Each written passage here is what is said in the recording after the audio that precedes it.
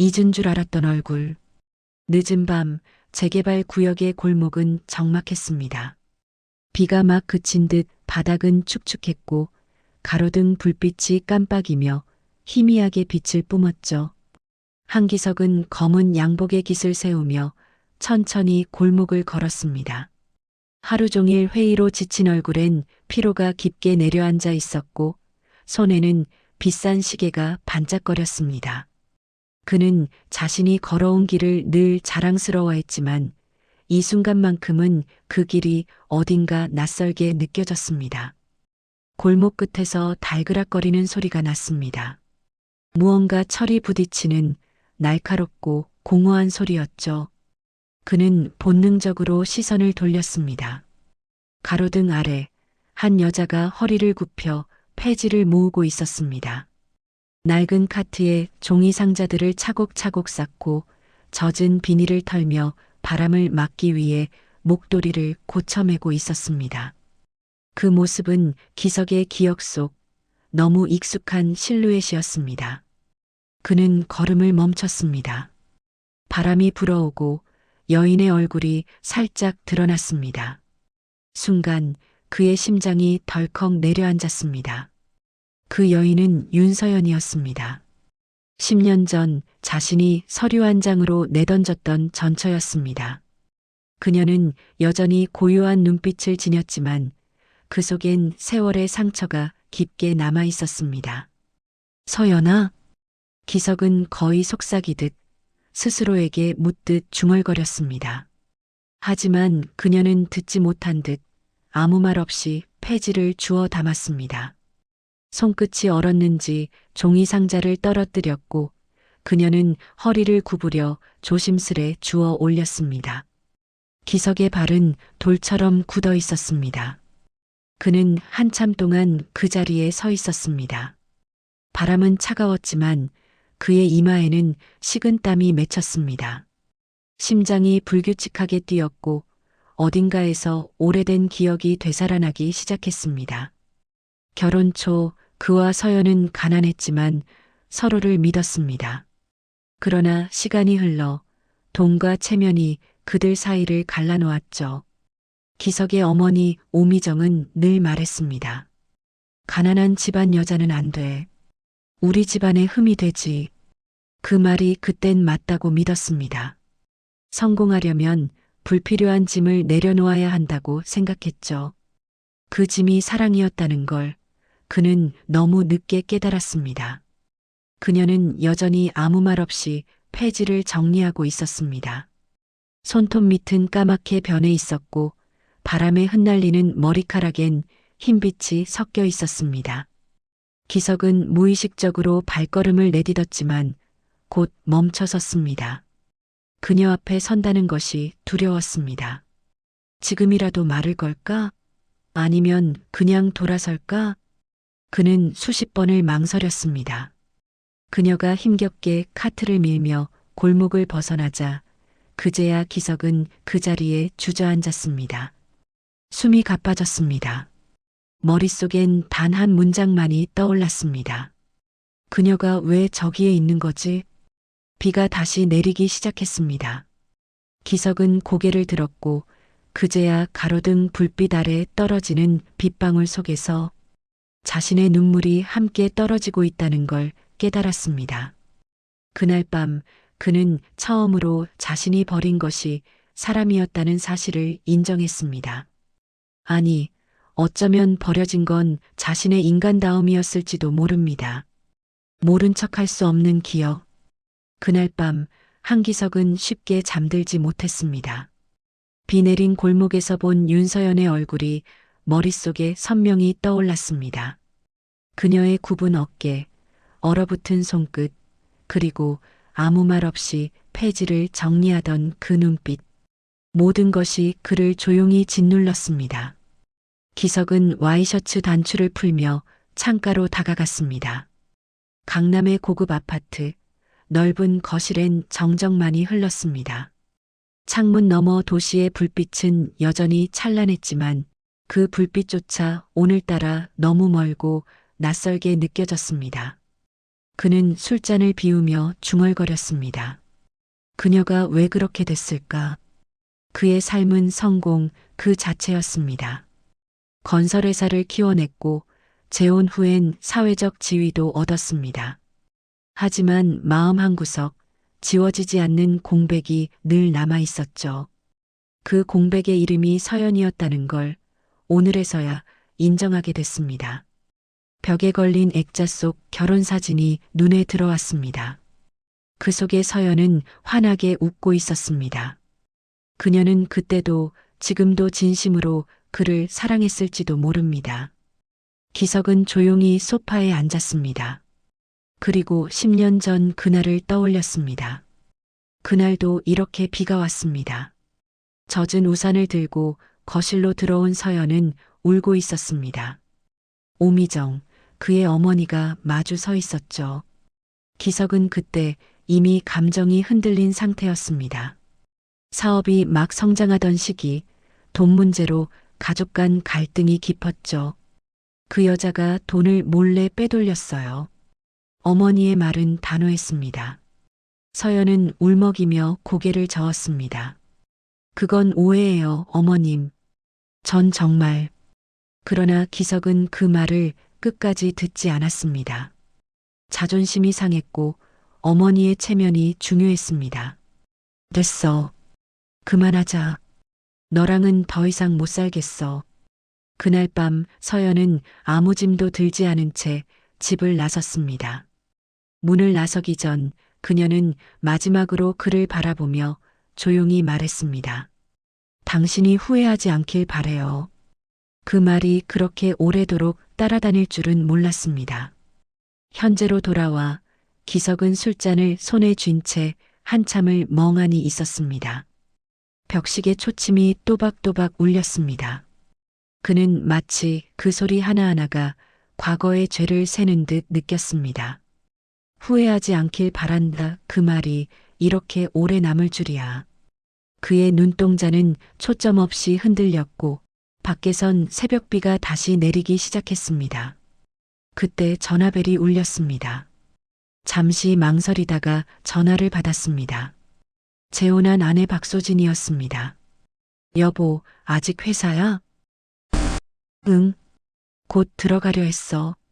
내일 모임 있으니까 술 좀 그만해. 체면이 있잖아. 전화가 끊기고 거실엔 다시 고요만이 남았습니다. 체면이라. 그 단어는 그의 삶을 지탱해온 또 하나의 족쇄였습니다. 기석은 다시 창밖을 바라봤습니다. 그의 입에서 아주 작은 한숨이 새어나왔습니다. 서연아, 지금이라도 다시 볼 수 있을까? 그는 자신도 모르게 그렇게 중얼거렸습니다. 하지만 어쩐지 그 말은 기도처럼 들렸습니다. 그녀 곁에 청년. 다음 날 아침 하늘은 흐렸습니다. 기석은 밤새 잠을 이루지 못했습니다. 머릿속에선 폐지를 줍던 서연의 모습이 계속 떠올랐죠. 그녀의 낡은 장갑, 허리를 구부린 자세, 그리고 말없이 비닐을 모으던 그 뒷모습이 지워지지 않았습니다. 출근 준비를 하려다 그는 갑자기 결심하듯 코트를 걸쳤습니다. 도시락 하나를 챙기고 차 키를 들었습니다. 자신이 어젯밤 서연을 봤던 그 골목으로 향했습니다. 차가 멈춘 곳은 오래된 재활용 수거장이었습니다. 낡은 간판이 반쯤 떨어져 있었고 컨테이너 창고 옆에는 산더미처럼 쌓인 종이 더미가 있었습니다. 그곳엔 사람들이 몇 명 모여 있었는데 그중 한 여인이 익숙한 뒷모습을 보였습니다. 서연이었습니다. 그녀는 낡은 점퍼를 입고 고개를 숙인 채 조용히 상자를 정리하고 있었습니다. 기석은 멀리서 한참을 바라보다가 조심스레 걸음을 옮겼습니다. 그때 서연 옆에서 한 청년이 무거운 폐지를 들어 올리며 말했습니다. 엄마, 이건 너무 젖었어요. 버려야 할 것 같아요. 엄마. 기석의 걸음이 멈췄습니다. 그 청년은 20살 남짓, 눈매가 또렷하고 말투가 차분했습니다. 서연은 그에게 미소를 지으며 대답했습니다. 괜찮아, 도윤아. 그거 말려서 내일 다시 내면 돼. 기석의 심장이 크게 쿵 하고 내려앉았습니다. 도윤이라는 이름.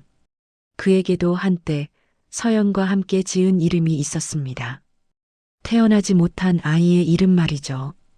그는 숨을 크게 들이켰습니다. 눈앞의 청년은 낯설었지만 어딘가 익숙했습니다. 그 눈빛, 인매, 걷는 모습까지 거울 속 자신을 보는 것 같았습니다. 기석은 벽 뒤로 몸을 숨겼습니다. 그의 손은 미세하게 떨리고 있었습니다. 설마 아니겠지. 그럴 리가. 하지만 마음속 어딘가에서 오래된 죄책감이 다시 고개를 들었습니다. 그가 떠난 뒤 서연은 홀로 남았고 세상과 싸워야 했습니다. 그녀가 숨긴 무언가가 있다면 그것은 그의 아들일지도 모른다는 생각이 들었습니다. 바람이 불어 서연의 머리카락이 흩날렸습니다. 도윤이 재빨리 다가가 목도리를 고쳐 매줬습니다. 그 모습이 너무 자연스러워 기석의 눈시울이 뜨거워졌습니다. 춥죠, 엄마? 괜찮아. 내가 곁에 있으니까. 그 짧은 대화에 세월이 녹아 있었습니다. 가난 속에서도 서로를 의지하며 살아온 두 사람의 시간. 기석은 그 모습을 보며 자신이 얼마나 잔인했는지를 깨달았습니다. 그는 조용히 뒤돌아섰습니다. 심장이 쿵쿵 뛰고 호흡이 거칠어졌습니다. 그 아이가 내 아들일까? 확인하고 싶었지만 감히 다가갈 용기가 없었습니다. 그는 차에 올라탔습니다. 손을 떨며 시동을 걸었지만 차는 움직이지 않았습니다. 눈가에 맺힌 눈물이 천천히 흘러내렸습니다. 서연아, 넌 그동안 얼마나 힘들었을까? 기석은 그렇게 중얼거렸습니다. 그리고 거울에 비친 자신의 얼굴을 보며 조용히 웃었습니다. 그 웃음은 씁쓸하고 서글펐습니다.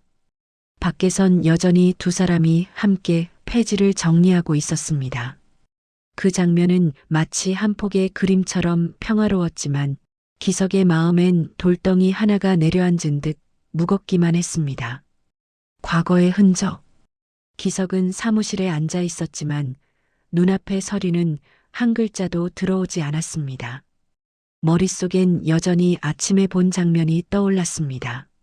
서연, 그리고 그 곁의 청년. 그 청년이 내 아들일 수도 있다는 생각이 지워지지 않았죠.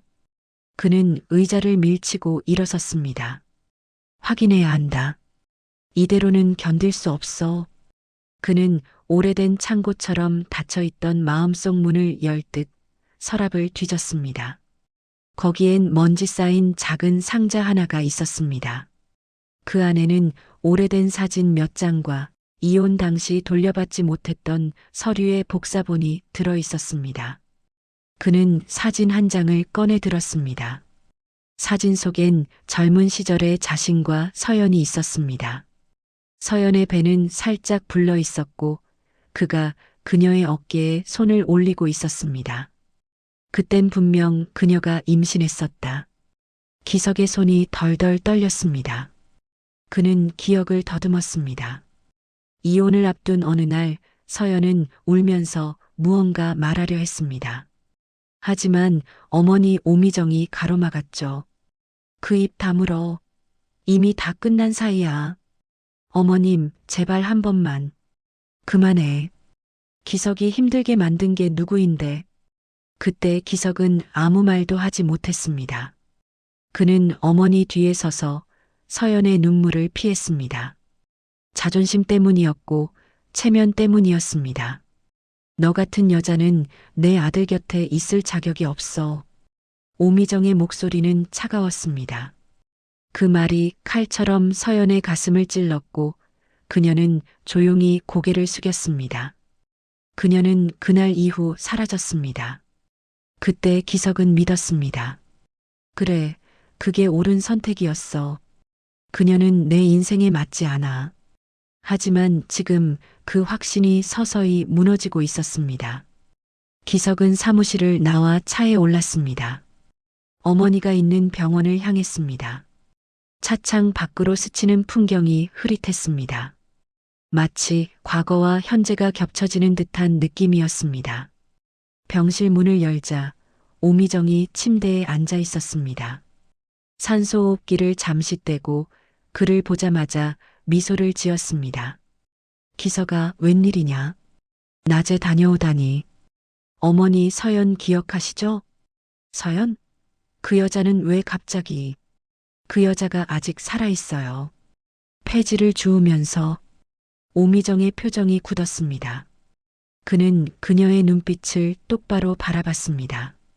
그때 어머니가 그녀에게 뭐 했어요? 잠시 침묵이 흘렀습니다. 그리고 오미정이 천천히 고개를 돌렸습니다. 그 여자가 내 인생을 망칠 뻔했잖니. 넌 성공했어. 그걸로 됐지 않니? 그 여자가 아이를 가졌었다면요? 그 말에 오미정의 손이 멈췄습니다. 눈빛이 흔들렸습니다. 기석은 그 미세한 떨림에서 모든 걸 알아차렸습니다. 어머니, 혹시... 기석아, 그건 그 아이는... 그녀는 말을 잇지 못했습니다. 기석은 더 이상 듣지 않아도 알 수 있었습니다. 서연이 왜 홀로 살았는지, 왜 아이를 숨겼는지, 그 모든 이유가 지금 눈앞에 이 사람에게 있었다는 걸. 그는 아무 말 없이 병실을 나왔습니다. 복도 끝 창문 밖으로 빗줄기가 흘렀습니다. 그는 창문에 손을 대며 조용히 중얼거렸습니다. 내가 지켜야 했던 건 성공이 아니라 가족이었는데. 그의 눈가가 붉어졌습니다. 비와 눈물이 구분되지 않은 채 유리창 위로 천천히 흘러내렸습니다. 진실의 조각. 병원을 나오는 길, 차가운 바람이 기석의 얼굴을 스쳤습니다. 그는 주차장에 서서 한동안 하늘을 올려다봤습니다. 회색 구름이 잔뜩 낀 하늘은 마치 오래된 죄를 덮어버리려는 듯 무겁고 눅눅했습니다. 차 안으로 들어온 그는 손으로 얼굴을 감쌌습니다. 눈꺼풀 뒤로 서연의 얼굴이 다시 떠올랐습니다. 그녀의 눈빛은 그때도 지금도 똑같았습니다. 한없이 조용하고 무너진 듯 단단했습니다. 그녀는 왜 아무 말도 하지 않았을까? 왜 그토록 오랜 세월을 침묵했을까? 그는 시동을 걸지 않은 채 그대로 핸들 위에 머리를 기댔습니다. 차 안은 고요했고 그의 숨소리만 희미하게 섞여 있었습니다. 그때 전화가 울렸습니다. 번호는 낯설었지만 어디선가 본 적 있는 이름이 떴습니다. 윤서연. 순간 그의 심장이 요동쳤습니다. 손끝이 떨렸지만 그는 곧 전화를 받았습니다. 여보세요. 기석 씨, 저예요. 서연아. 그녀의 목소리는 예전보다 한층 낮고 피곤했습니다. 잠깐만 시간 좀 내줄 수 있을까요? 드릴 말이 있어서요. 기석은 숨을 고르며 대답했습니다. 그래. 어디서 보면 될까? 우리 예전에 살던 집 근처 골목 끝 공원 아시죠? 응, 기억나. 거기서 뵐게요. 전화가 끊기고 그는 잠시 핸드폰을 내려다봤습니다. 손안의 기계가 묘하게 무겁게 느껴졌습니다. 그리고 이상하게도 그는 조금 무서웠습니다. 지금껏 외면해온 과거가 눈앞으로 걸어오고 있었으니까요. 늦은 오후 공원엔 겨울바람이 불었습니다. 낙엽이 흩날리고 오래된 그네가 삐걱거리며 흔들렸습니다. 벤치에는 서연이 앉아 있었습니다. 그녀의 옆에는 커다란 종이봉투가 놓여 있었습니다. 기석이 천천히 다가오자 그녀가 고개를 들었습니다. 왔군요. 그래, 잘 지냈어? 그는 어색하게 미소 지었지만 그녀는 담담했습니다. 기석 씨, 이거 좀 봐주세요. 서연이 종이봉투를 내밀었습니다. 그 안엔 낡은 병원 영수증, 그리고 한 장의 초음파 사진이 들어 있었습니다. 사진 속에는 작고 흐릿한 생명체의 형체가 찍혀 있었습니다. 기석의 손이 떨렸습니다. 이게 그때, 그래요. 그때 제가 가진 아이예요. 하지만 그날 이후 모든 걸 잃었죠. 그녀의 목소리는 차분했지만 눈빛은 떨리고 있었습니다. 어머님이 찾아왔어요. 기석이 널 버릴 거야. 내가 사라지는 게 그를 위한 길이야라고요. 기석은 말을 잇지 못했습니다. 그 말 믿고 나갔어요. 어디로 가야 할지도 몰랐고 가진 돈도 없었어요. 하지만 그 아이만은 지키고 싶었어요. 기석의 눈가가 붉게 물들었습니다.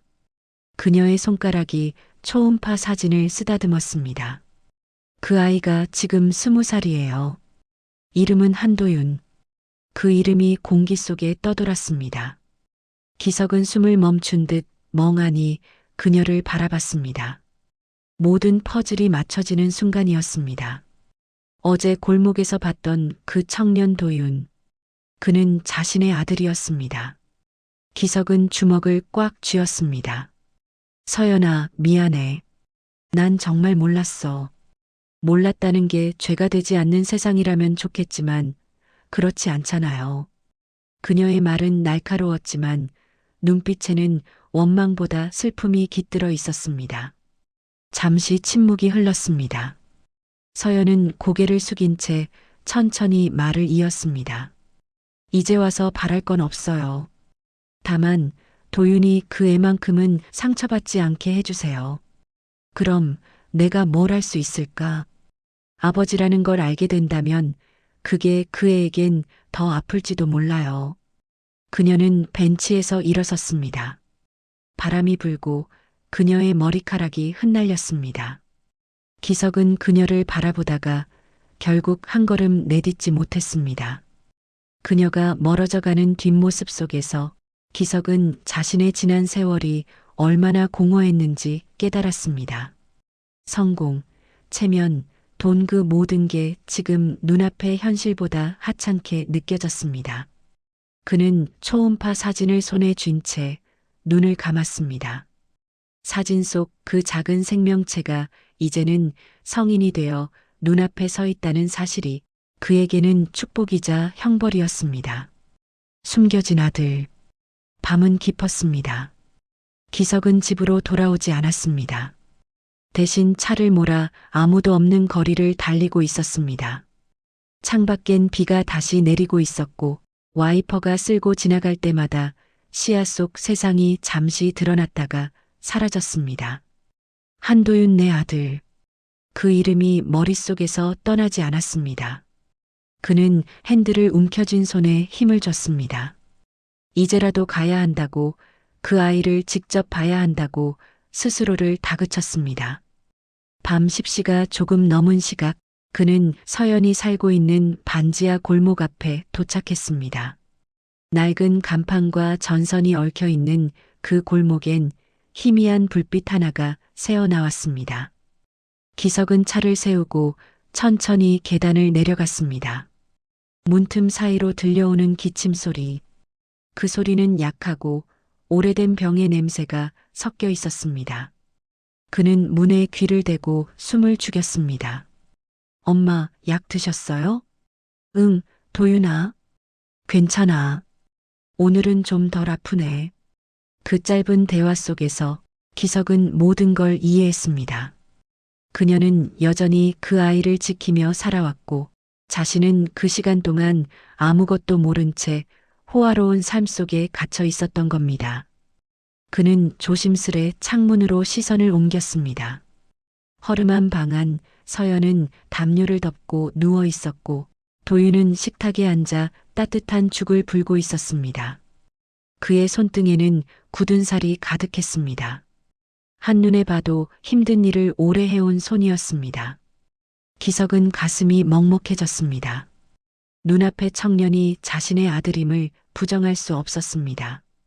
도윤이 고개를 돌려 웃을 때 그 미소는 젊은 시절의 자신의 얼굴과 똑같았습니다. 내가 이런 아이의 아버지였구나. 그는 자신도 모르게 중얼거렸습니다. 하지만 그 말은 너무 늦은 고백이었습니다. 문 앞에서 그는 한참을 서 있었습니다. 손을 들어 문을 두드릴까 하다가 이내 멈췄습니다. 무슨 말을 해야 할지 몰랐습니다. 나는 내 아버지다라는 말이 얼마나 잔인하게 들릴지 알고 있었으니까요. 방 안에서 웃음소리가 들렸습니다. 서연이 힘겹게 웃으며 말했습니다. 도윤아, 너는 참 착하다. 엄마는 내가 있어서 괜찮아. 엄마, 내일 병원 꼭 가요. 이번엔 진짜로. 알았어. 약속할게. 기석의 눈이 붉게 물들었습니다. 그녀의 목소리는 여전히 따뜻했습니다. 비록 세상은 그녀를 버렸지만 그녀는 단 한 번도 아들을 버리지 않았습니다. 그는 천천히 뒤돌아섰습니다. 비가 그치지 않은 골목길, 가로등 불빛 아래 그의 그림자가 길게 늘어졌습니다. 걸음을 옮기며 그는 문득 생각했습니다. 이제라도 무언가 해야 한다. 서연과 도윤이 더 이상 고통 속에 살지 않게. 하지만 동시에 두려움이 몰려왔습니다. 그 진실이 세상 밖으로 나오는 순간 모든 것이 무너질지도 모른다는 공포가. 그는 하늘을 올려다봤습니다. 하늘은 여전히 어두웠지만 구름 사이로 아주 미세하게 별빛 하나가 보였습니다. 그 작은 빛이 그에게 속삭이는 듯 했습니다. 아직 늦지 않았어. 기석은 천천히 눈을 감았습니다. 그리고 마음속으로 조용히 다짐했습니다. 이제라도 두 사람을 지키겠다. 그 다짐이 바람 속에 흩어졌습니다. 하지만 그 바람은 이상하게 따뜻했습니다. 떨리는 재회. 다음 날 오후 하늘은 잿빛으로 가라앉아 있었습니다. 비가 그친 지 얼마 되지 않아 거리는 젖은 먼지 냄새로 가득했습니다. 기석은 회사에 가지 않았습니다. 대신 손에 들린 작은 봉투를 꼭 쥔 채 서연이 늘 폐지를 모으던 골목길을 다시 찾았습니다. 길 모퉁이에는 여전히 쌓인 종이상자 더미와 덜 닫힌 컨테이너 문이 덜컥거리며 흔들리고 있었습니다. 기석의 시선이 그 속에서 서연을 찾았습니다. 그녀는 있었습니다. 여전히 같은 옷, 같은 자리. 하지만 오늘은 그 곁에 도윤이 없었습니다. 홀로 카트를 정리하는 그녀의 어깨는 전날보다 훨씬 작아 보였습니다. 기석은 천천히 걸음을 옮겼습니다. 마치 얼음 위를 걷는 듯 조심스럽게. 가까워질수록 심장이 빠르게 뛰었습니다. 서연아. 그의 목소리는 낮고 떨렸습니다. 서연이 고개를 들었습니다. 그녀의 눈이 살짝 커졌지만 곧 아무렇지 않은 듯 고개를 숙였습니다. 이제 와서 왜 오셨어요? 할 말이 있어. 무슨 말이요? 다 끝났잖아요. 그녀의 말투는 차가웠지만 그 속엔 단단히 눌러둔 감정이 느껴졌습니다.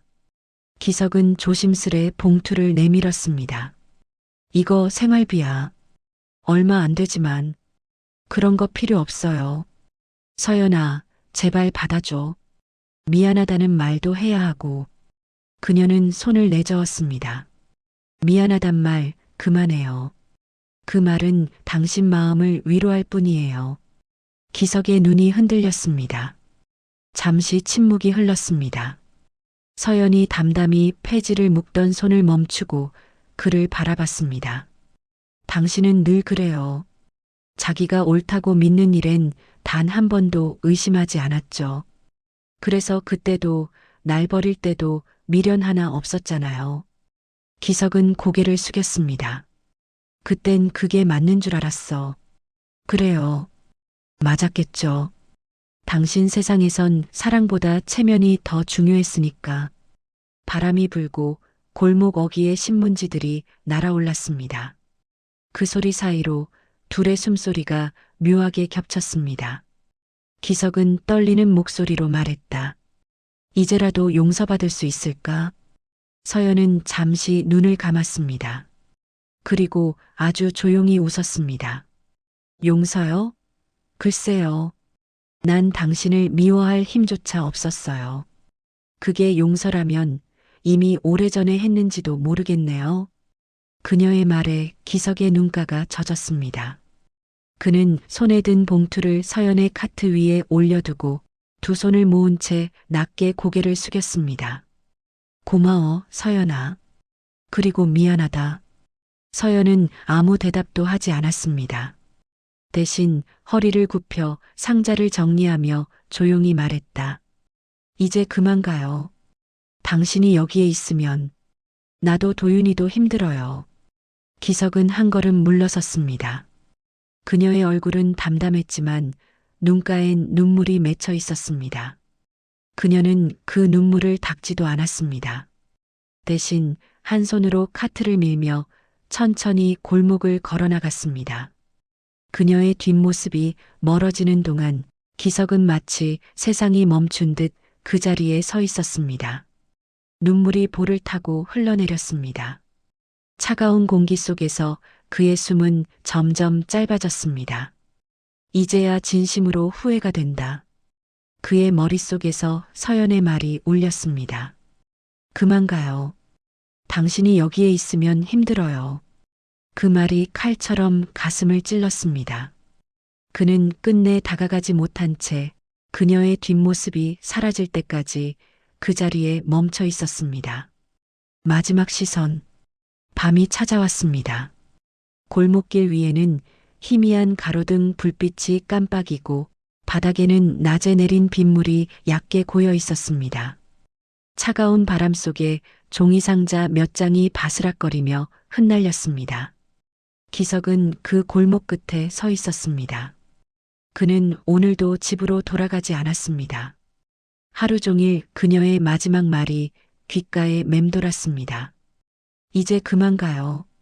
당신이 여기에 있으면 나도 도윤이도 힘들어요. 그 말은 단순한 부탁이 아니었습니다. 그녀가 그동안 견뎌온 모든 세월의 결론 같았습니다. 기석은 손에 들고 있던 우산을 접었습니다. 비는 그쳤지만 마음속엔 폭풍이 여전히 몰아쳤습니다. 그때 골목 저편에서 희미한 불빛이 움직였습니다. 서연이었습니다. 그녀는 카트를 밀고 천천히 걸어가고 있었습니다. 조용한 밤 공기 속에서 바퀴가 삐걱거리는 소리만이 울렸습니다. 기석은 멀리서 그녀를 바라봤습니다. 그녀의 걸음은 느렸지만 단단했습니다. 비록 삶은 그녀를 무너뜨렸지만 그녀의 눈빛엔 여전히 꺼지지 않은 불씨가 남아 있었습니다. 그는 한 걸음 내디뎠다가 멈췄습니다. 지금 다가가면 그녀는 또다시 상처받을지도 몰랐습니다. 그는 조용히 그 자리에 서서 그녀가 사라지는 모습을 바라보기로 했습니다. 서연아, 잘 살아줘. 그의 목소리는 바람에 실려 희미하게 흩어졌습니다. 그녀가 돌아보진 않았지만 마치 그 말이 닿은 듯 그녀의 걸음이 잠시 멈췄습니다. 그리고 아주 천천히 하늘을 올려다봤습니다. 가로등 불빛 아래 그녀의 얼굴이 잠시 환하게 드러났습니다. 눈가엔 빗물인지 눈물인지 모를 것이 흐르고 있었지만 그 미소는 평온했습니다. 그 순간 기석의 마음속 무언가가 무너졌습니다. 그는 더 이상 눈물을 참을 수 없었습니다. 눈물이 뺨을 타고 흘러내리며 떨어졌습니다. 고여있던 빗물 위로 둥근 파문이 번졌습니다. 이제라도 용서받을 수 있을까? 그는 혼잣말처럼 중얼거렸습니다. 그 말은 대답 없는 어둠 속으로 스며들었습니다. 서연은 골목 끝을 돌아 사라졌습니다. 그리고 그 순간 가로등 불빛이 꺼졌다가 다시 켜졌습니다. 잠시 빛이 깜빡이더니 조용히 안정을 찾았습니다. 기석은 그 빛을 바라보며 미소를 지었습니다. 그 미소는 슬펐지만 어딘가 따뜻했습니다. 마치 오랜 시간 짊어졌던 짐을 조금은 내려놓은 사람처럼 그는 천천히 뒤돌아섰습니다. 그리고 하늘을 올려다봤습니다. 검은 구름 사이로 희미한 별 하나가 빛나고 있었습니다. 그는 속삭이듯 말했다. 고마워, 서연아. 넌 끝까지 나를 사람으로 만들어줬어. 바람이 불고 가로등 불빛이 흔들렸습니다. 기석은 천천히 걸음을 옮겼습니다. 그의 뒷모습이 어둠 속으로 사라질 때 골목엔 빗방울 한 줄기가 떨어졌습니다. 마치 모든 이야기를 덮는 마지막 쉼표처럼. 모든 걸 잃던 날, 나는 그날의 냄새를 아직도 기억합니다. 비냄새, 담배 냄새, 그리고 싸늘한 공기 속에서 느껴지던 배신의 냄새요. 그날 오미정 어머님은 내 앞에 서 있었습니다.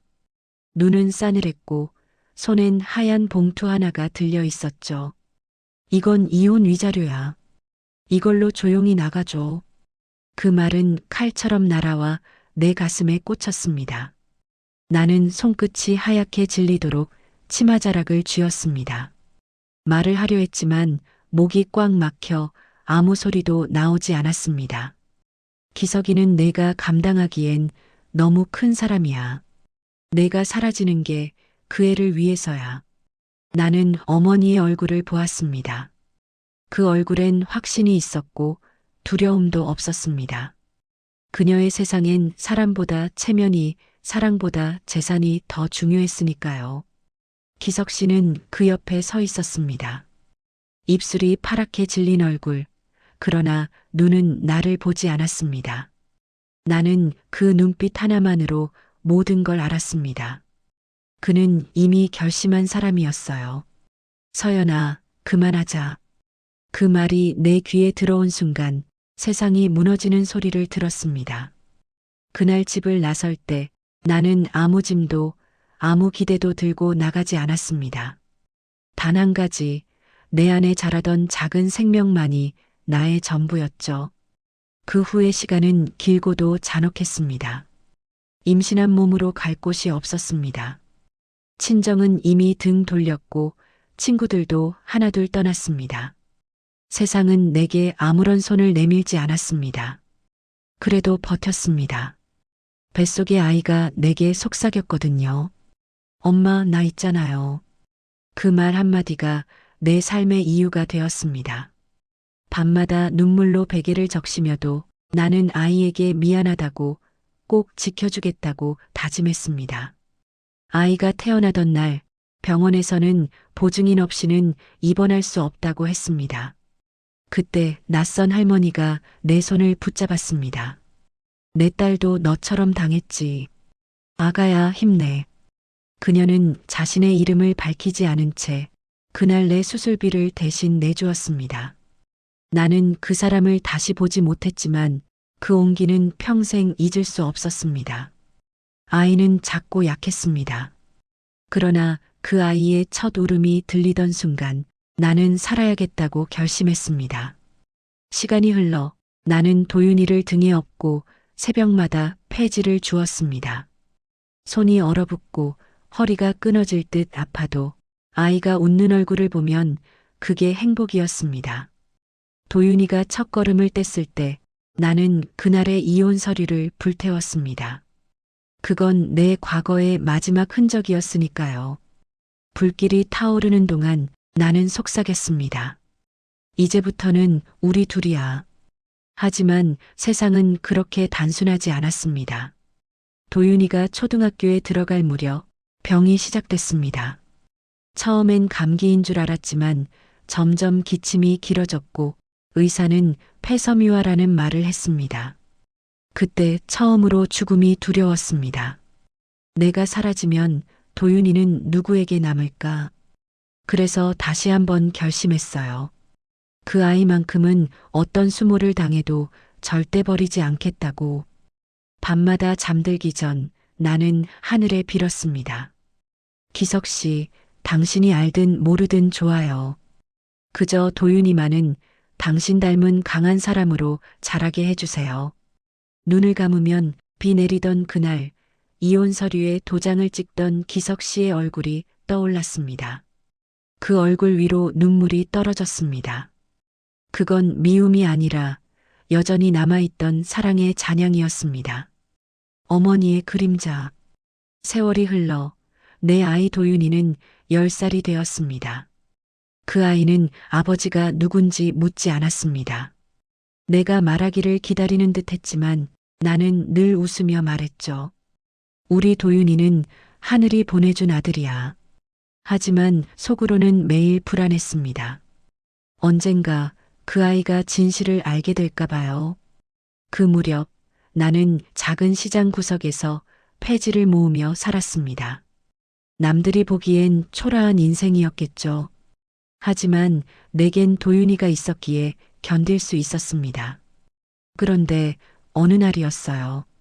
그 골목 끝에서 익숙한 목소리가 들렸습니다. 여기서 일하시는군요. 윤서연 씨. 그 목소리를 듣는 순간 나는 손에 들고 있던 종이박스를 떨어뜨렸습니다. 뒤를 돌아보니 그녀 오미정 어머니가 서 있었습니다.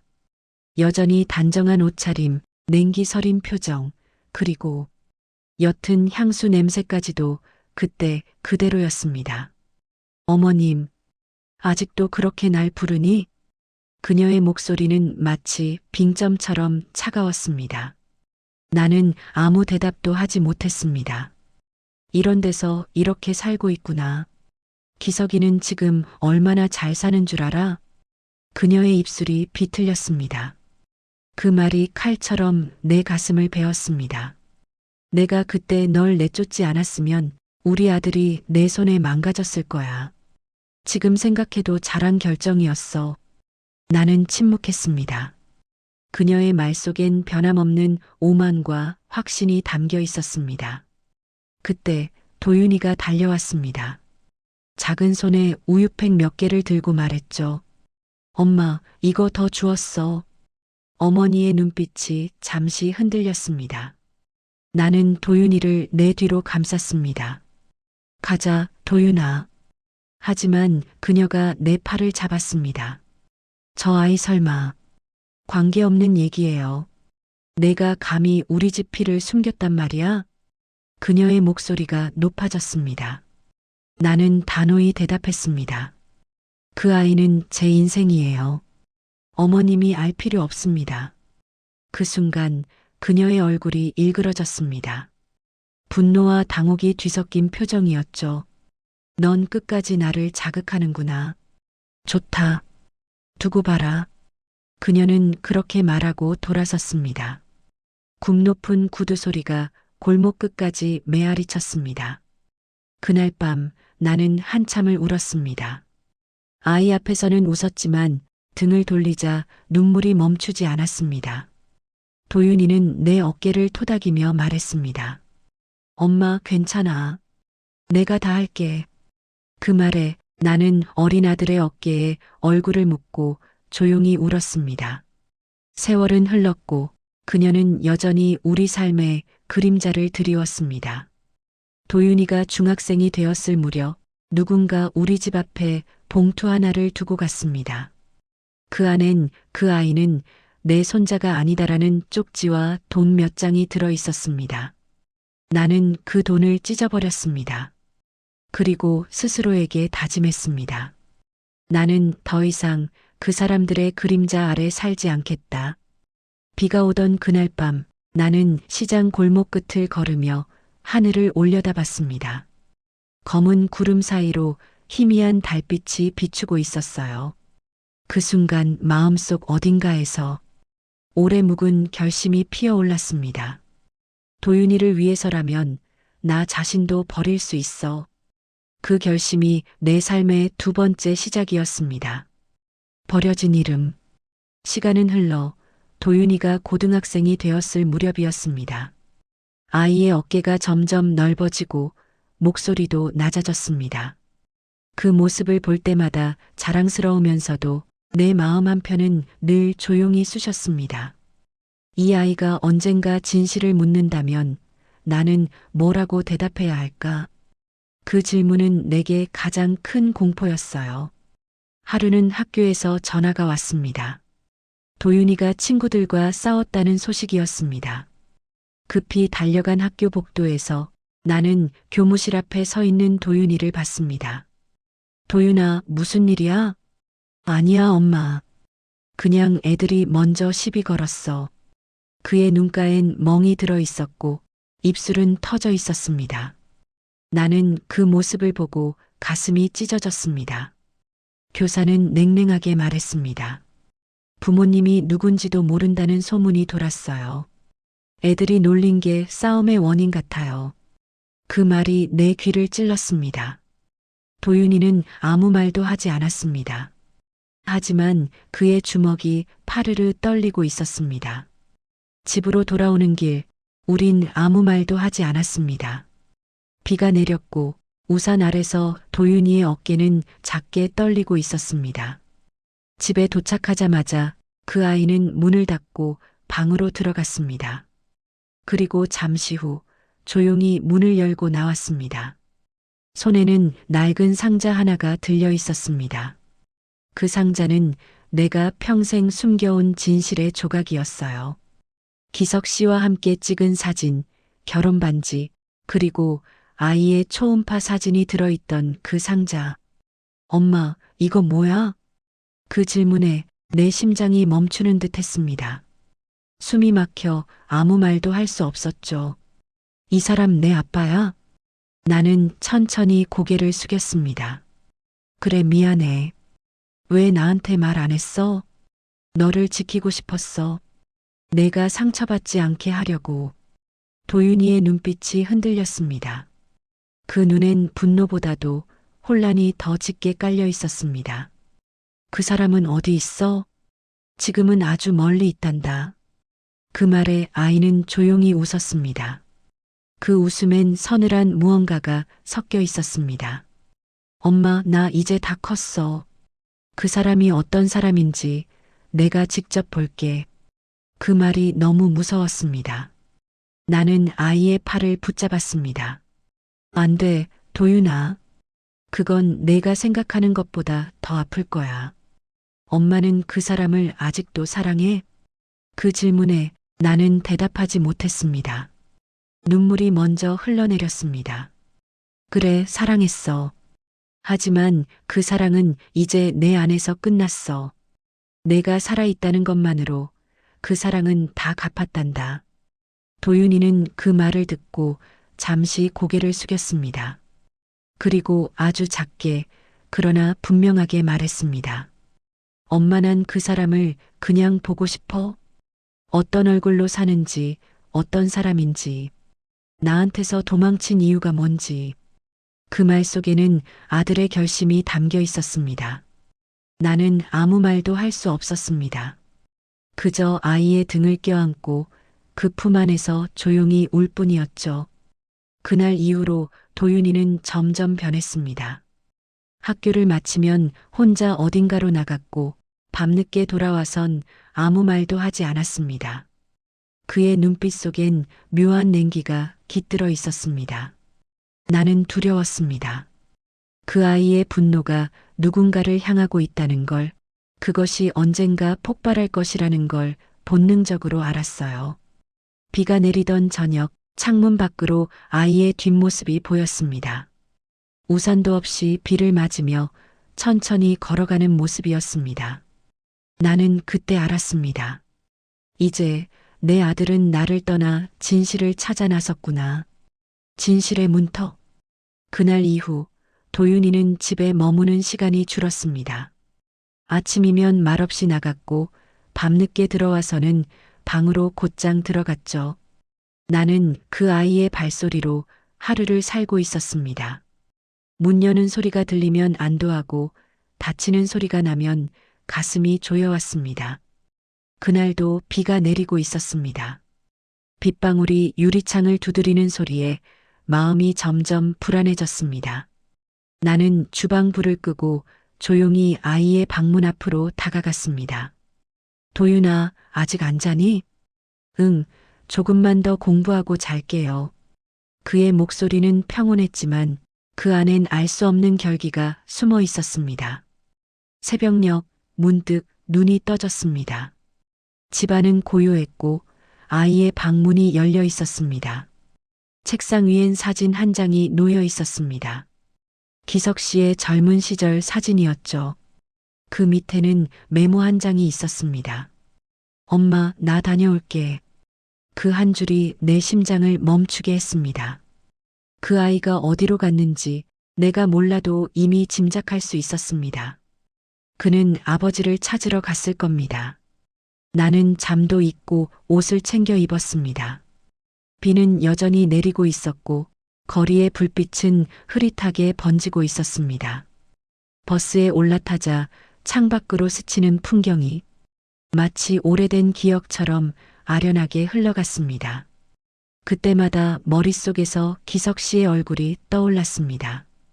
이제라도 도윤이를 만나면 제발 상처만은 주지 말아요. 기석 씨의 회사 앞에 도착했을 때 이미 해는 지고 있었습니다. 정문 앞엔 검은 양복 차림의 경비원들이 서 있었고 나는 그 틈에서 아들의 모습을 찾았습니다. 멀리서 낯익은 실루엣이 보였습니다. 도윤이었습니다. 그는 회사 출입문 앞에서 서류 가방을 든 남자를 똑바로 바라보고 있었습니다. 그 남자 기석 씨였습니다. 나는 그 순간 숨이 멎는 줄 알았습니다. 기석 씨는 처음엔 도윤이를 못 알아본 듯 했습니다. 하지만 도윤이가 한 걸음 다가서며 고개를 숙이자 그의 표정이 굳었습니다. 혹시 이름이? 한도윤입니다. 그 짧은 대답에 공기가 무겁게 가라앉았습니다. 기석 씨의 손이 미세하게 떨렸습니다. 도윤아, 내가 저 아버지 맞죠? 그 말이 바람에 실려 내 귀까지 닿았습니다. 나는 멀리서 그 장면을 보고 있었지만 몸이 굳어 움직일 수 없었습니다. 기석 씨는 잠시 말을 잃은 채 도윤이를 바라보다 천천히 고개를 끄덕였습니다. 그래, 내가 내 아버지다. 그 말이 들린 순간 내 다리에 힘이 풀렸습니다. 벽에 기대지 않았다면 쓰러졌을 겁니다. 둘 사이엔 짧은 침묵이 흘렀습니다. 그리고 도윤이가 말했습니다. 그럼 왜 엄마를 버렸어요? 왜 우리를 버렸어요? 그의 목소리는 차가웠지만 눈빛엔 눈물이 맺혀 있었습니다. 기석 씨는 아무 말도 하지 못했습니다. 그저 고개를 숙인 채 입술을 떨고 있었습니다. 그들의 모습은 마치 오래전 부서진 가족의 잔해 위에 선 두 사람 같았습니다. 나는 그 자리에서 울음을 삼켰습니다. 지금 뛰어나가면 모든 게 무너질 것 같았어요. 하지만 동시에 그 순간이 언젠가 올 수밖에 없다는 것도 알고 있었습니다. 내가 숨기려 한 진실은 결국 아이의 발걸음으로 찾아온 것이었습니다. 그날 밤 도윤이는 아무 말 없이 집에 돌아왔습니다. 그의 옷은 젖어 있었고 손엔 종이 한 장이 쥐어져 있었습니다. 기석 씨의 명함이었습니다. 엄마, 그 사람 나한테 사과했어. 그래, 그럼 됐다. 하지만 그게 다야? 그렇게 몇 마디로 끝낼 수 있는 거야? 그의 눈빛이 불안하게 흔들렸습니다. 그 속엔 분노와 슬픔이 뒤섞여 있었습니다. 나는 그를 꼭 끌어안았습니다. 도윤아, 복수는 아무것도 남기지 않아. 내가 상처받을 뿐이야. 모르겠어, 엄마. 근데 지금은 너무 아파. 그 말에 나는 조용히 눈을 감았습니다. 이제 막 열려버린 진실의 문 앞에서 우리 모자는 다시 벼랑 끝에 서 있었습니다. 돌아올 수 없는 거리. 그날 이후 도윤이는 달라졌습니다. 눈빛이 깊고 어두워졌고 말수가 줄었습니다. 나는 그 아이의 어깨 너머로 세상을 보는 게 두려웠습니다. 그의 마음속에서 무언가가 조용히 부서지고 있었으니까요. 나는 모르는 척했습니다. 하지만 그 무심함이 아이를 더 멀리 밀어내고 있다는 걸 알고 있었죠. 며칠 후 밤늦게 문이 열렸습니다. 도윤이가 들어오지 않은 지 이틀째 되던 날이었습니다. 그의 옷은 젖어 있었고 손엔 구겨진 종이 한 장이 들려 있었습니다. 엄마, 나 이제 아버지 회사에 다닐 거야. 나는 놀라 물었습니다. 무슨 소리야? 그 사람 밑에서 일한다고? 그래야 알아. 그 사람은 말로는 후회한다지만 난 그게 진심인지 모르겠어. 그의 얼굴은 결연했습니다. 그 눈빛은 어린 시절의 따뜻함이 사라지고 차갑고 날선 빛으로 바뀌어 있었습니다. 도윤아, 그건 내가 다칠 일이야. 그 사람 세계는 우리가 견딜 수 있는 곳이 아니야. 엄마, 난 약하지 않아. 그 말에 나는 더 이상 아무 말도 하지 못했습니다. 아이는 이미 어른이 되어버렸고 그 마음속엔 상처가 아니라 결심이 자리하고 있었습니다. 그날 밤 나는 잠을 이루지 못했습니다. 창문을 두드리는 바람 소리가 마치 누군가 내 이름을 부르는 것 같았습니다. 눈을 감을 때마다 기석 씨의 얼굴과 어린 시절 도윤이의 웃음이 겹쳐졌습니다. 신이여, 제발 이 아이를 지켜주세요. 저를 벌하더라도 이 아이만은. 며칠 뒤 나는 병원에 갔습니다. 기침이 심해지고 숨이 차올랐기 때문이었죠. 의사는 조용히 차트를 내려놓으며 말했습니다. 윤서연 씨, 많이 진행됐습니다. 치료를 미뤄서 이제는 어렵습니다. 그 말이 귀에 맴돌았습니다. 이제는 어렵습니다. 그 5글자가 내 세상의 끝을 알렸습니다. 병원 문을 나서자 햇빛이 눈부셨습니다. 그 밝음이 잔인하게 느껴졌습니다. 내겐 시간이 얼마 남지 않았다는 걸 알았으니까요. 그날 밤 도윤이가 집에 들어왔습니다. 그의 옷에는 사무실 냄새가 배어 있었고 손엔 작은 명함집이 들려 있었습니다. 엄마, 나 그 사람 가까이서 봤어. 진짜 내가 닮았더라. 나는 웃으며 고개를 끄덕였습니다. 그래, 넌 그 사람의 아들이니까. 엄마는 미워하지 않아? 미워했지. 하지만 이제는 그 미움마저 지쳤어. 그 말이 입 밖으로 나오자 이상하게도 가슴이 편안했습니다. 아마 죽음이 가까워지면 미움조차 의미를 잃는 모양이었습니다. 며칠 뒤 도윤이가 다시 출근하러 나갔습니다. 그날따라 발걸음이 무겁게 느껴졌습니다. 나는 문 앞에 서서 그 뒷모습을 오래 바라봤습니다. 그 아이는 더 이상 소년이 아니었습니다.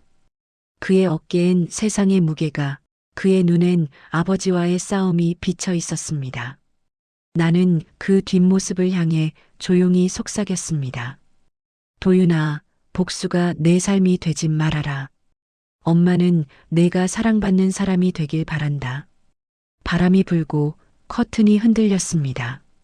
창밖엔 낙엽이 떨어지고 있었습니다. 그 낙엽 하나가 내 손등에 닿아 따뜻했다가 곧 차갑게 식었습니다. 그때 알았습니다. 이제 나는 이 아이를 위해 남은 모든 걸 정리해야 한다는 걸요. 그날 밤 나는 낡은 일기장을 꺼냈습니다. 그리고 첫 줄에 이렇게 적었습니다. 도윤아, 내가 이 글을 읽을 때쯤 엄마는 곁에 없을지도 모르겠구나. 펜끝이 떨렸습니다. 하지만 글씨 하나하나에 내 마지막 힘을 담았습니다. 마지막 편지. 그날 새벽 비가 그쳤습니다. 창밖엔 고요한 안개가 깔려 있었고 세상은 마치 숨을 죽인 듯 조용했습니다. 나는 침대 머리맡에 놓인 낡은 일기장을 천천히 펼쳤습니다. 손끝이 떨렸습니다. 하지만 지금이 아니면 도윤이에게 아무 말도 남길 수 없다는 걸 알고 있었습니다. 펜을 들고 첫 문장을 썼습니다. 도윤아, 내 아들아. 엄마는 내가 태어나던 날부터 오늘까지 단 하루도 후회한 적이 없단다. 글씨는 점점 흔들렸지만 마음만은 단단했습니다. 엄마는 미움으로 살지 않으려 애썼단다. 사람은 용서하지 않으면 자기 안에서 죽어버리니까. 잠시 숨을 고르고 창밖을 봤습니다. 해가 떠오르고 있었습니다. 햇살이 커튼 사이로 스며들며 방 안을 부드럽게 물들였습니다. 그 빛 속에서 오래전 기억들이 떠올랐습니다. 기석 씨의 미소, 도윤이를 품에 안던 순간, 그리고 그 모든 걸 빼앗긴 날. 그 모든 장면이 마치 한 편의 꿈처럼 스쳐 지나갔습니다. 그때 방문이 열렸습니다. 도윤이가 서 있었습니다. 출근하려던 모양이었지만 내 얼굴을 보자 걸음을 멈췄습니다. 엄마, 오늘은 일찍 나가요. 그래, 조심해서 다녀와. 그 말과 함께 미소를 지으려 했지만 입가가 제대로 움직이지 않았습니다. 몸이 너무 무거웠어요. 엄마, 괜찮아요? 괜찮아. 그냥 조금 피곤해서 그래. 그는 걱정스러운 눈빛으로 다가왔지만 나는 고개를 저었습니다. 괜찮아. 어서 가. 엄마는 오늘 좀 쉬려고. 그가 나간 뒤 나는 조용히 눈을 감았습니다. 심장이 천천히 아주 느리게 뛰는 게 느껴졌습니다. 창문 틈으로 들어온 햇살이 얼굴 위로 따뜻하게 번졌습니다. 그날 오후 도윤이가 퇴근해 집에 왔을 때 나는 이미 움직이지 않았습니다. 책상 위에는 그에게 남긴 편지 한 장이 놓여 있었습니다. 도윤아, 엄마는 이제 아프지 않단다. 내가 세상에서 혼자라고 느낄 때 하늘을 올려다봐. 거기서 엄마가 내 이름을 부르고 있을 거야. 편지 끝에는 작은 하트 하나가 그려져 있었습니다. 아마도 마지막 힘을 다해 쓴 흔적이었겠죠. 그날 밤 기석 씨는 아들의 전화를 받고 병원으로 달려왔습니다. 이미 싸늘해진 내 손을 붙잡은 그는 처음으로 울었습니다. 서연아, 나 때문에 내가 이렇게. 그의 눈물방울이 내 손등에 떨어졌습니다. 차가운 손끝이 조금 따뜻해지는 듯 했습니다. 내가 세상을 떠난 그날 이후 도윤이는 한동안 아무 말도 하지 않았다고 합니다. 하지만 시간이 지나 그는 내 편지를 들고 조용히 기석 씨 앞에 섰답니다. 아버지, 엄마는 이제 용서했대요. 그러니까 저도 그렇게 해보려고요. 그 말에 기석 씨는 고개를 떨궜습니다. 그리고 처음으로 아버지로서 눈물을 흘렸습니다. 세상은 다시 흐르고 봄이 찾아왔습니다. 바람은 따뜻했고 하늘은 높았습니다. 도윤이는 매년 그날이 되면 내가 걷던 시장 골목을 찾아 조용히 꽃 한 송이를 놓는다고 합니다. 그가 미소 지을 때마다 나는 어딘가에서 그 모습을 지켜보고 있을 겁니다. 돌아온 아들. 그날 어머니의 장례식이 끝난 뒤 나는 아무 말도 하지 않았다.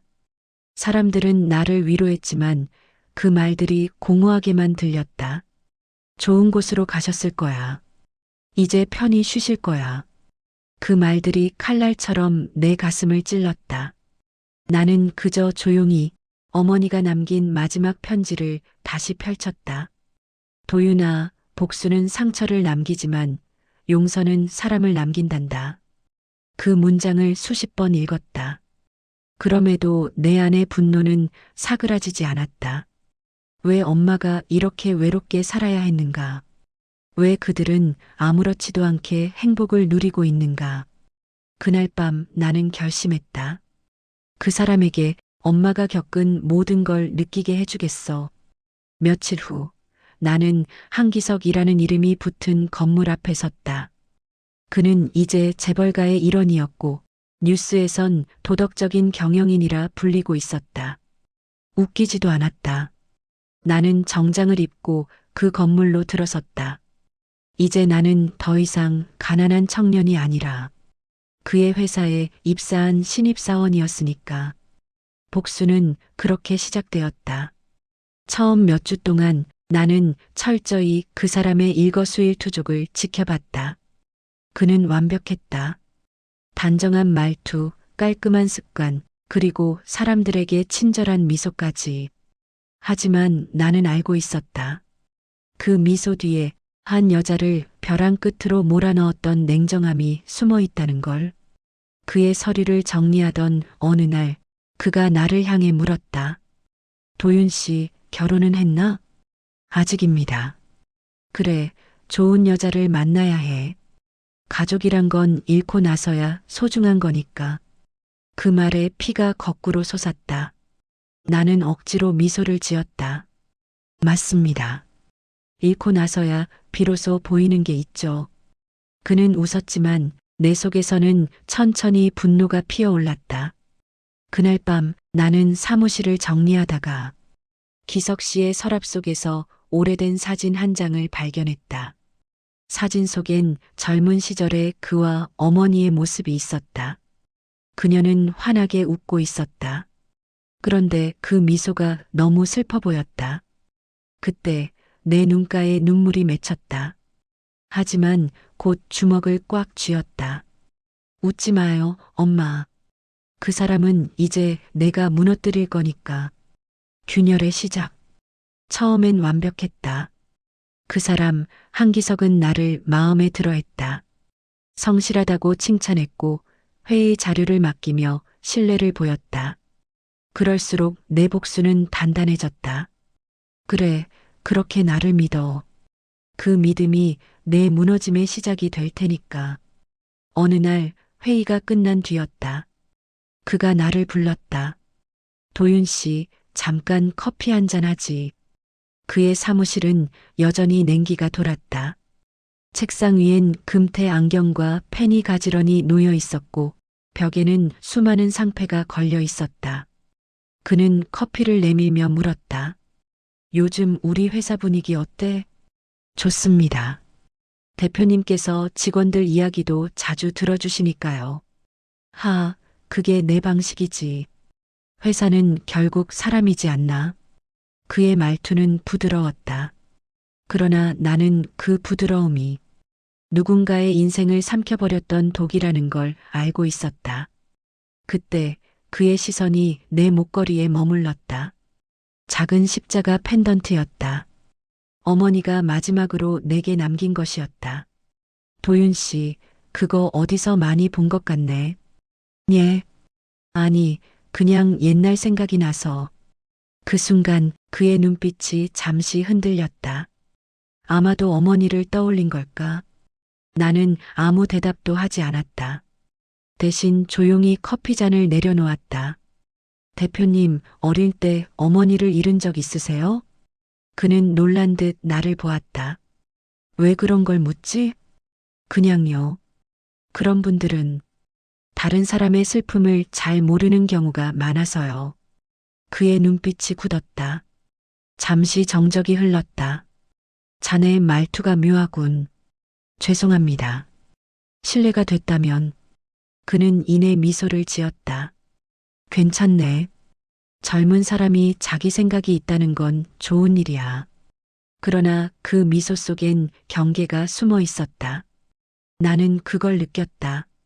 그리고 확신했다. 이 사람은 여전히 자신의 죄를 과거의 실수로 치부하고 있다는 걸. 며칠 뒤 회사에서 창립기념 행사가 열렸다. 수많은 카메라 앞에서 그는 밝은 미소로 직원은 가족입니다. 라고 말했다. 그 장면을 무대 뒤에서 지켜보며 나는 속으로 웃었다. 가족? 그 단어는 당신 입에서 나올 자격이 없어. 행사가 끝난 뒤 나는 일부러 그의 집으로 향했다. 업무 서류를 전해주겠다는 핑계였다. 그의 집은 고요하고 완벽했다. 그리고 벽 한쪽에는 오래된 사진 한 장이 걸려 있었다. 기석 씨와 젊은 여자의 사진. 그 여자가 내 어머니였다. 그 순간 내 안에서 무언가가 폭발했다. 숨이 거칠게 올라오고 가슴이 뜨겁게 타올랐다. 엄마, 당신은 여전히 여기에 있었네요. 나는 사진 속 어머니의 미소를 바라보며 속삭이듯 말했다. 이제부터 내가 대신 웃게 해드릴게요. 당신이 빼앗긴 세상, 내가 되찾을 거예요. 아버지의 그림자. 그날 이후 나는 매일 그 사람 곁을 맴돌았다. 기석 씨는 내 이름을 부를 때마다 미묘하게 머뭇거렸다. 아마 그 안에서 자신이 버린 아들의 흔적을 본 걸지도 모른다. 하지만 그는 끝내 진실을 입 밖에 내지 않았다. 늘처럼 점잖고 부드럽고 완벽한 척했다. 어느 날이었다. 회의가 끝난 뒤 그가 내게 말했다. 도윤 씨, 나와 잠깐 얘기 좀 할까? 그는 회의실 불을 끄고 나를 창가로 이끌었다. 도시의 불빛이 유리창 너머로 쏟아지고 있었다. 그는 한참 동안 아무 말도 하지 않았다. 이상하게 말이지. 자네를 보면 옛날 생각이 나. 나는 억지로 미소를 지었다.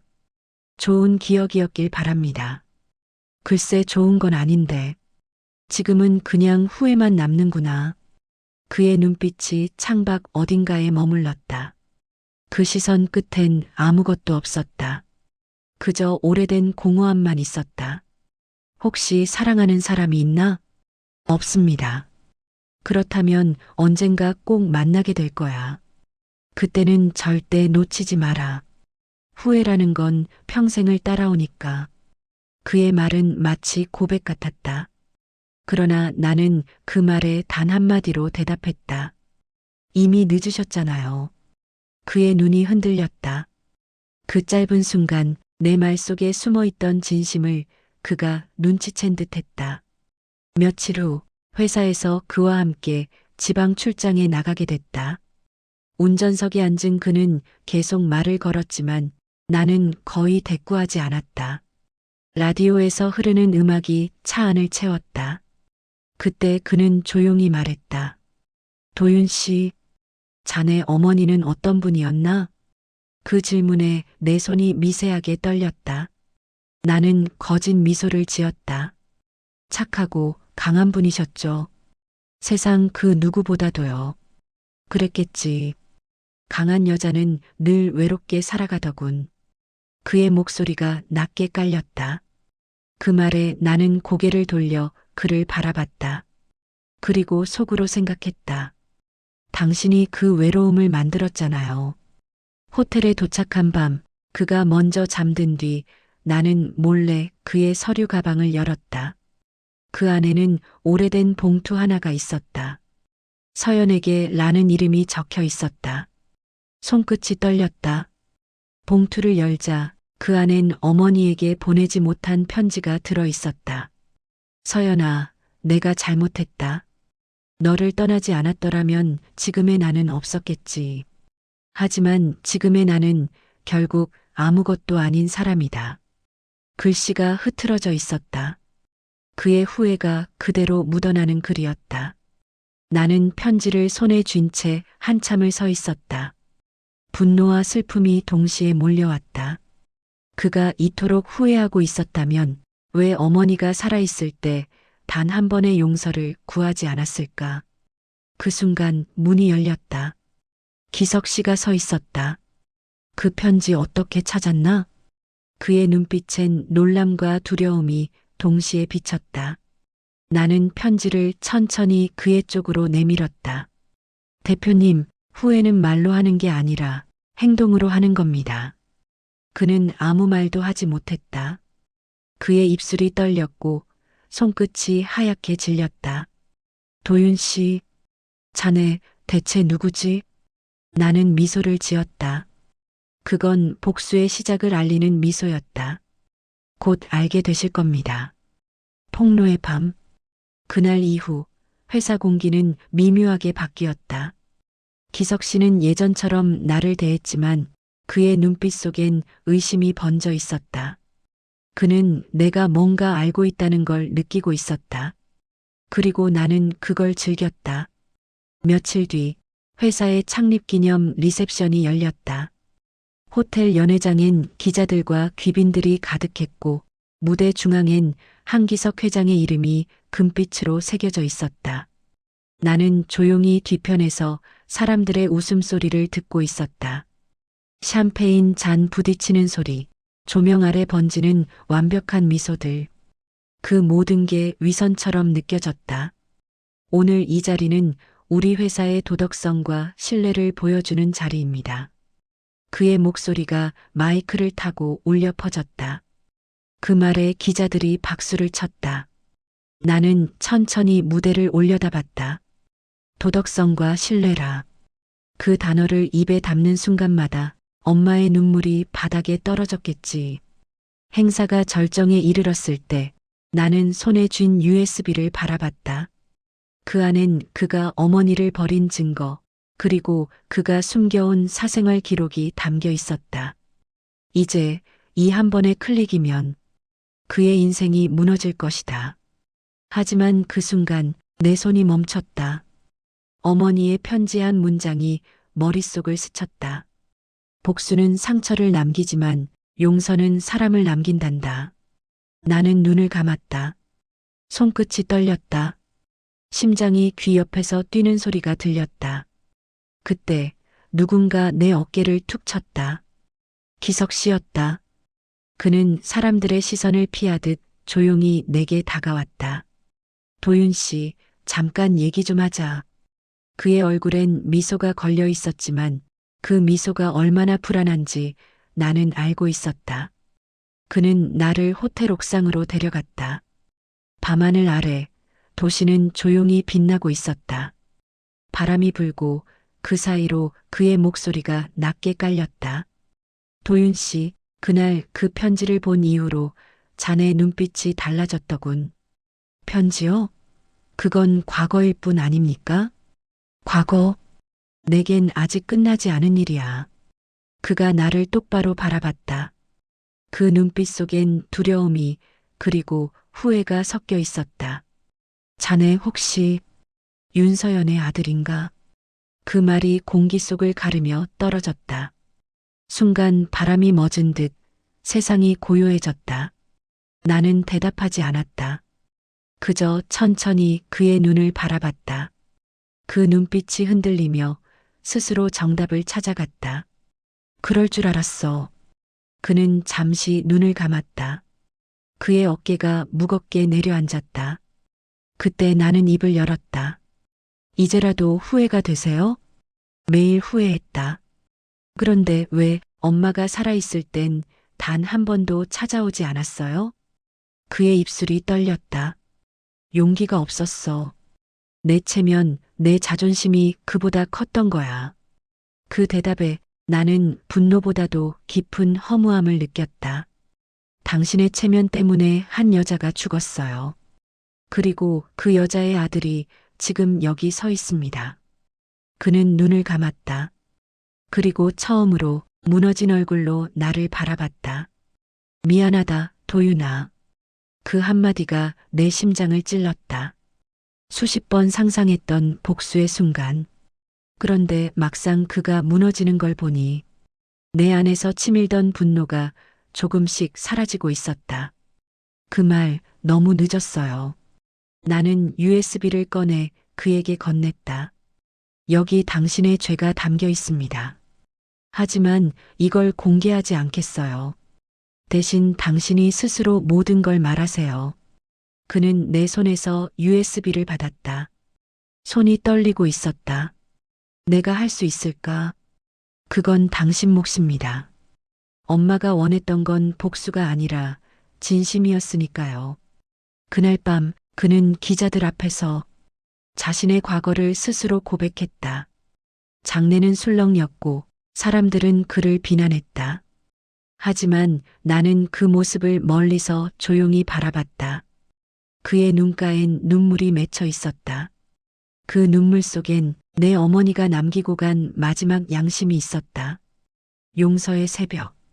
밤이 지나고 새벽이 찾아왔다. 기석 씨의 기자회견은 전국 뉴스에 보도됐다. 가족을 버린 과거를 참회하며 모든 경영에서 물러나겠다. 그 한마디가 세상을 흔들었다. 사람들은 분노했고 누군가는 그의 용기를 이야기했다. 하지만 나에게 그건 한 사람의 아버지가 조금 늦게 한 참회에 불과했다. 그날 새벽 나는 어머니의 묘 앞에 섰다. 아직 밤이 완전히 거치지 않아 하늘엔 희미한 달빛이 남아 있었다. 묘비 위엔 빗방울이 맺혀 있었고 그 위로 내 손이 천천히 닿았다. 엄마, 다 끝났어요. 말을 하자 목이 메어왔다. 가슴 깊은 곳에서 묵혀있던 울음이 터져나왔다. 그 사람 스스로 죄를 인정했어요. 하지만 이상하죠? 이렇게 돼도 마음이 시원하지 않아요. 눈물이 흐르며 차가운 돌을 적셨다. 이제야 알겠어요. 엄마가 왜 복수 대신 용서를 말했는지. 바람이 불었다. 묘비 옆에 들꽃이 흔들렸다. 그 소리가 마치 어머니의 숨결 같았다. 도윤아, 이제 그만 괜찮다고. 그 목소리가 들리는 것 같아. 나는 조용히 눈을 감았다. 아침이 밝았다. 산 아래 마을로 내려오는 길, 햇살이 나뭇잎 사이로 비쳐내렸다. 그 빛 속에서 나는 어머니의 미소를 본 듯했다. 그날 이후 나는 회사를 그만두었다. 기석 씨는 모든 직함을 내려놓고 조용히 지방으로 내려갔다. 그가 떠나는 날 나에게 짧은 편지 한 장이 도착했다. 도윤아, 나는 이제야 비로소 아버지라는 단어의 무게를 느낀다. 내 어머니에게 그리고 너에게 미안하다. 부디 너는 나처럼 살지 말아라. 편지를 접으며 나는 조용히 웃었다. 그 웃음엔 미움도 분노도 없었다. 그저 긴 싸움이 끝난 후에 공허한 평화만이 남아 있었다. 나는 어머니가 남긴 낡은 목걸이를 다시 목에 걸었다. 십자가 펜던트가 햇빛을 받아 반짝였다. 그 빛이 내 앞길을 비춰주는 듯했다. 엄마, 나 이제 당신의 세상 속에서 살지 않을게요. 나만의 세상에서 당신이 바랐던 사람으로 살아볼게요. 그 말과 함께 나는 천천히 걸음을 옮겼다. 바람이 불었고 하늘은 맑았다. 복수는 끝났지만 용서는 이제 시작이었다. 마지막 초대. 그날 저녁 오랜만에 낯선 번호로 전화가 걸려왔다. 화면에 뜬 이름은 없었지만 그 목소리를 듣는 순간 바로 알 수 있었다. 도윤아, 나야. 한기석이다. 그의 목소리는 예전과 달랐다. 힘이 빠져 있었고 마치 먼 곳에서 들려오는 것 같았다. 할 얘기가 있다. 이번 한 번만 나를 만나줄 수 있겠니? 잠시 침묵이 흘렀다. 나는 대답하지 못했다. 그저 귓가에 스치는 그의 숨소리 속에서 어딘가 모르게 끝의 냄새를 느꼈다. 밤 9시. 그가 보낸 주소는 서울 외곽의 낡은 요양병원이었다. 비가 부슬부슬 내리고 있었고 하늘은 흐릿했다. 나는 병실 문 앞에서 한참을 서 있었다. 문 안에서 약한 기침 소리가 들렸다. 조용히 문을 열자 침대 위에 누워있는 한 남자가 나를 향해 고개를 돌렸다. 기석 씨였다. 그는 예전에 위험 따윈 없었다. 말라붙은 얼굴, 힘 빠진 손끝. 그저 한 사람의 늙고 병든 아버지일 뿐이었다. 왔구나, 고맙다. 그는 미소를 지었다. 하지만 그 미소가 너무 약해서 마음이 아팠다. 몸은 좀 어떠세요? 이제 올해는 못 간다더군. 그 말이 이상하게 담담하게 들렸다. 그는 잠시 숨을 고르고 말을 이었다. 내가 이 병실에서 매일 떠올리는 게 있다. 서연이 그리고 너다. 그 이름이 그의 입에서 나오는 순간 나는 눈을 감았다. 여전히 그 이름은 내게 날카로웠다. 그때 그녀가 나를 용서하지 않아도 괜찮았는데 내가 나 자신을 용서하지 못하겠더라. 그는 천천히 손을 들어 머리맡에 낡은 상자를 가리켰다. 그 안에 그녀의 마지막 편지가 있다. 내가 못 읽은 채로 남겨뒀어. 너라면 대신 읽어줄 수 있겠니? 나는 조용히 고개를 끄덕였다. 상자를 열자 그 안엔 오래된 편지 봉투 하나가 들어 있었다. 종이는 누렇게 바랬고 글씨는 떨리는 손으로 쓴 흔적이 남아 있었다. 나는 천천히 읽기 시작했다. 기석 씨, 이제 와서 이 편지를 볼진 모르겠어요. 하지만 혹시라도 본다면 그땐 제발 도윤이를 안아주세요. 그 한 문장을 읽는 순간 기석 씨의 눈가에서 눈물이 흘러내렸다. 그는 손으로 얼굴을 가리며 조용히 울었다. 서연아, 미안하다. 너무 늦었어. 나는 그 모습을 바라보았다. 그리고 처음으로 그를 불쌍하다고 느꼈다. 아버지. 그가 놀란 듯 나를 바라봤다. 그 단어가 내 입에서 처음으로 흘러나왔다. 엄마는 지금 그 말을 기다리고 계실 거예요. 그의 눈이 흔들렸다. 그리고 그는 흐느끼며 내 손을 잡았다. 고맙다, 도윤아. 이제야 진짜 아버지가 된 것 같다. 그녀의 목소리. 요양병원 창문 밖으로 바람이 불었다. 늦겨울의 바람은 차가웠지만 그 안엔 이상하게도 봄의 냄새가 섞여 있었다. 기석 씨는 침대머리에 기대 앉아 있었고 나는 그 곁에 놓인 낡은 편지를 다시 펼쳤다. 그 종이에서는 오래된 향기와 함께 어머니의 손끝 냄새가 났다. 기석 씨, 만약 이 편지를 본다면 그땐 너무 늦지 않았길 바랍니다. 저는 여전히 당신을 미워하지 않아요. 다만 사랑했던 그때의 우리를 잊지 않으려 노력할 뿐이에요. 나는 한 줄 한 줄 읽어나갔다. 그의 손은 떨리고 있었다. 눈가에는 눈물이 고였고 나는 그 눈물을 바라보며 처음으로 진심으로 묻고 싶었다. 아버지, 엄마를 사랑하셨나요? 그는 고개를 들었다. 그리고 오랜 침묵 끝에 말했다. 사랑했다. 너무 사랑해서 세상이 그걸 허락하지 않을까봐 도망쳤다.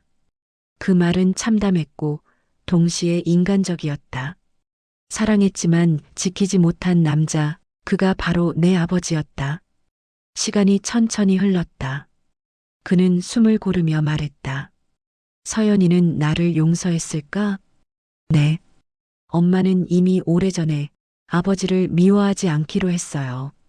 그는 미소를 지었다. 그 미소는 이제 슬프지 않았다. 그저 오랜 짐을 내려놓은 사람의 얼굴이었다. 그럼 됐다. 이제 진짜 갈 수 있겠구나. 나는 그의 손을 잡았다. 그 손은 차가웠지만 그 안에서 미묘한 온기가 느껴졌다. 그날 밤 병실 불은 꺼지고 창밖에는 달빛이 스며들었다. 그는 눈을 감은 채로 조용히 속삭였다. 도윤아, 서연이가 지금 우리 곁에 있는 것 같구나. 그 말에 나는 문득 공기 속에서 익숙한 숨소리를 들은 듯했다. 바람이 살짝 흔들리며 커튼이 흔들렸다. 그때 아주 분명하게 어머니의 목소리가 들렸다. 기석 씨, 이제 그만 괜찮아요. 그리고 도윤아, 고마워. 순간 병실 안의 공기가 따뜻해졌다. 달빛이 우리 둘을 비추고 기석 씨의 입가엔 미소가 번졌다. 그는 아주 평온한 얼굴로 마지막 숨을 내쉬었다. 나는 그의 손을 꼭 잡은 채 조용히 눈을 감았다. 엄마, 아버지를 데려가세요. 이제 두 분 다시는 헤어지지 않게요. 그 말을 하자 눈물이 흘렀지만 슬프지 않았다. 그건 이별이 아니라 오래 미뤄졌던 재회의 순간이었으니까. 그 새벽 창밖에 하늘이 밝아왔다. 나는 병원을 나서며 하늘을 올려다봤다. 달이 사라지고 여명이 깔리고 있었다. 그 빛 속에서 나는 확실히 느꼈다. 이제 모든 게 끝났다는 걸. 그리고 진짜 평화가 시작되었다는 걸. 마지막 인사. 기석 씨의 장례는 조용했다.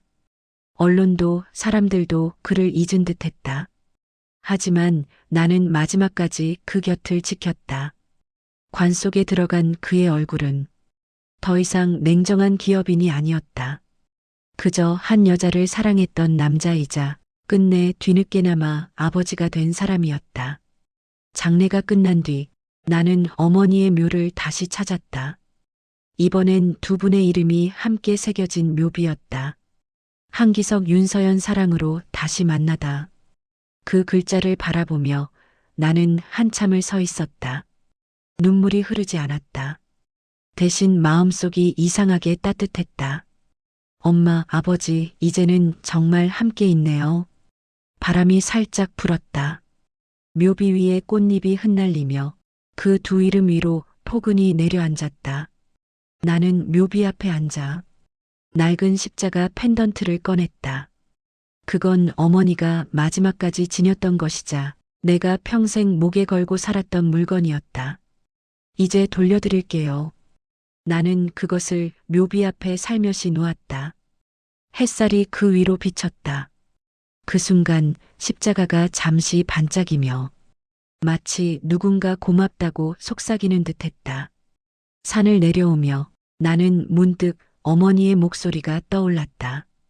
도윤아, 복수로 남지 말고 사랑으로 살아라. 그 말이 바람에 섞여 내 귓가에 닿았다. 나는 천천히 미소 지었다. 이제 더 이상 과거에 묶이지 않겠다고, 이제는 내 인생을 살아가겠다고 그렇게 다짐했다. 며칠 뒤 나는 지방의 한 작은 학교에서 아이들을 가르치기 시작했다. 가난하지만 따뜻한 곳이었다. 아이들이 웃을 때마다 나는 어머니의 눈웃음을 떠올렸다. 아이들이 물었다. 선생님, 가족이란 뭐예요? 나는 잠시 생각하다가 대답했다. 가족은 서로가 서로를 용서할 수 있을 때 진짜가 되는 거야. 아이들이 고개를 끄덕였다. 그리고 창밖으로 햇살이 들어왔다. 그 빛 속에서 나는 확실히 느꼈다. 모든 것이 끝난 줄 알았던 이 이야기가 사실은 새로운 시작이었다는 걸.